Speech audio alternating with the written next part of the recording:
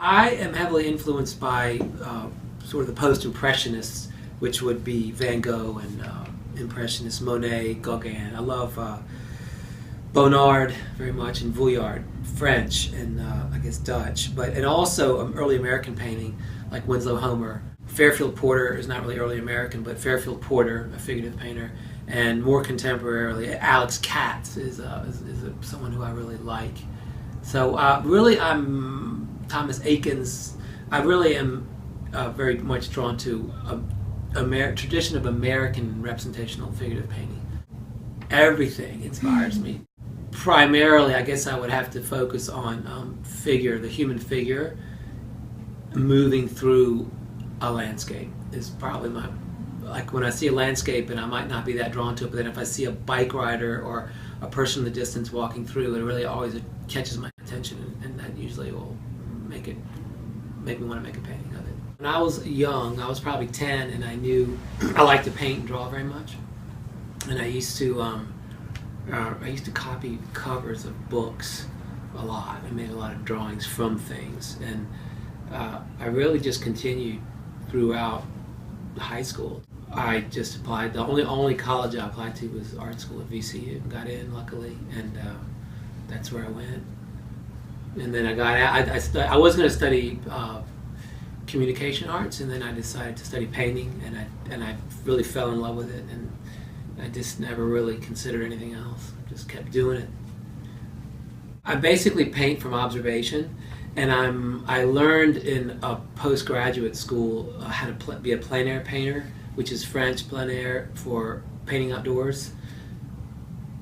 And I like all these little paintings that I do are all done outdoors, and this painting actually was based on a drawing that I did outdoors. But so I start outdoors, usually smaller paintings, and then things that I like I bring to the studio and work into a larger painting.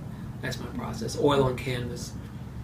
And I always have a ground. If you look, there's a ground. I never start on a white canvas. Very rarely. I usually start on some sort of a color on the canvas before I make a painting. I really just trust my intuition when I see something that's a nice setting, a nice color, a nice composition, nice lighting. I think that'll make a nice painting. And if I have my paints, I'll make a quick study, and if I don't, I'll make a drawing. One of the nice things about being a plein air painter is that if you set up outdoors, then you completely are in control of what goes in the painting and what gets left out of the painting. And so I really use a lot of, I guess, artistic license by making my choices and deciding what's going to be highlighted and what's going to be completely eliminated from the landscape. There's a detachment that happens when I am outdoors painting that really it's just very blissful. You know, that I don't think about anything else other than trying to take what's in front of me and making a nice arrangement and making this thing work, this two-dimensional surface have an interesting. And it's really just fantastic experience to do it over and over. It never gets boring. I started out as a plein air painter, just painting from life observation, and then I spent about 10 years. I sort of abstracted my drawings and paintings and really minimalized things and flattened the color out, and I did that for about 10 years. And then when I'd completely gotten away from plein air painting or observational painting, and then when my daughter was born, and I was spending a lot of time walking around in the James River Park with a stroller, and I suddenly was sort of just recaptivated by the landscape, and it really, I would say that was a big factor in getting me back to being a representational, observational painter. And then basically I do a lot. It's like I come up with a lot of ideas and then narrow it down, and then certain ones become paintings, larger paintings, and then from those I still will narrow down, and not everything I paint is not going to be successful or exhibited. I make about 50 paintings a year, and usually a painting, it either works or it doesn't work, and I feel like some of that just work better than others, and there's nothing in it that I would like to change. I consider it they're successful. Basically, people in the landscape has been my subject matter all along, but I hope I've become better understanding the human figure and how I do a lot of drawing the figure and placing the figure.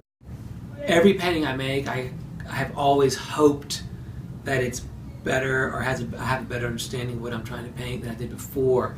So I really the artistic struggle is capturing what you're looking at and you feel it and you know what you want and then you try to put it down. I personally feel like every single painting and drawing is an artistic struggle.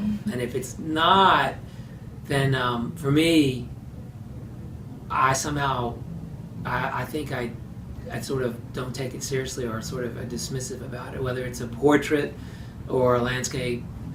I feel like every time I approach a subject matter, it's unique and fresh. And I think that's what is really exciting about being an artist is that it's constantly challenging. And I never feel like I've got it. I never sit down and think this is going to be a good painting. I always hope, but I never feel like I'm in control enough where it's just going to succeed. I like just about all aspects of being an artist. I love being self-employed. I like having control of my time, and I like talking to prospective clients who might be interested in buying, talking about the painting. And I think Richmond's a fantastic arts community. I love it here, and one of the reasons is it's laid back, it's comfortable, and there's not a lot of pressure. And I feel like the artistic community is very supportive and helpful, and it always has been since I was 22 and finished college. I feel like people have always been trying to help me, guide me, put me in touch with this person and just kind of help me along. For young artists, I would advise, do not wait for anyone to do anything for you or discover you. And I would advise to work as hard as your peers who are doctors or chefs or professional bike riders. I mean, you have to work as hard as anyone else if you expect to be successful. And I found and find that there is a tendency amongst artists to wait and like we're going to be discovered, and we're not, because there's a lot of people that really, really want to do what we're doing or what I do. And so I think somehow there's the attitude is a little bit I think needs to be adjusted. I think if we work hard, one works hard, then you can have enough success. You might not become a superstar, but you can make a living and be very happy doing what you're doing. Discipline is very important, I think, and I think talent, which is not really a measurable thing. Okay, I'm not going to say talent. I'm going to say discipline and desire. Discipline and desire are two extremely important things. A lot of people, I think everyone has talent, but you really have to want it. And yeah, I think those two. I think I'm going to say I'm going to add one more: curiosity, discipline, curiosity, and desire.